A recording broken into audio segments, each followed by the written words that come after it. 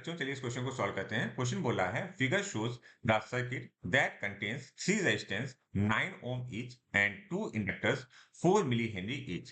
The reading of ammeter at the moment switch K is turned on is in ampere. आपको answer चाहिए कि आपका ampere में कितनी रीडिंग होगी जब आपने स्विच को जस्ट क्लोज किया। तो ये आपको सर्किट यहाँ पर दिख रहा है जिसमें 3 जो है 999 ओम के रेजिस्टेंस लगे हुए हैं और 2 इंडक्टर्स लगे हुए हैं 4 मिली हेनरी के। ओके, तो इसका एक कॉन्सेप्ट होता है कि जैसे ही आप स्विच को क्लोज करोगे, ठीक है, उस समय पर ये जो हमारे इंडक्टर्स हैं, ये इसका क्या करेंगे, करंट का बहुत तेजी से अपोज कर रहे होंगे और एक्चुअली में ये एक ओपन सर्किट की तरह बिहेव कर रहे होंगे। तो देखिए यहाँ पे मैंने कॉन्सेप्ट लिखा हुआ है।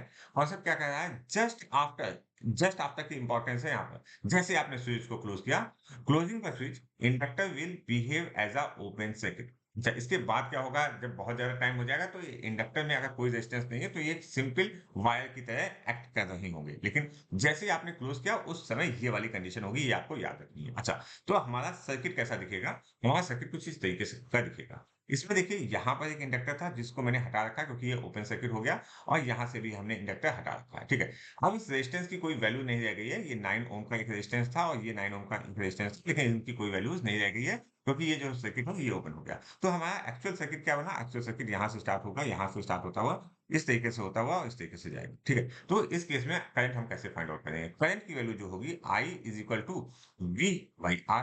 तो V की वैल्यू कितनी है, V की वैल्यू जो है दैट इज 9 वोल्ट और हमारा जो रेजिस्टेंस है दैट इज आल्सो 9। तो हमारा जो करंट आ जाएगा दैट इज एन 1 एम्पियर। तो हमारा ऑप्शन कौन सा सही होगा, option 1 is correct for this question.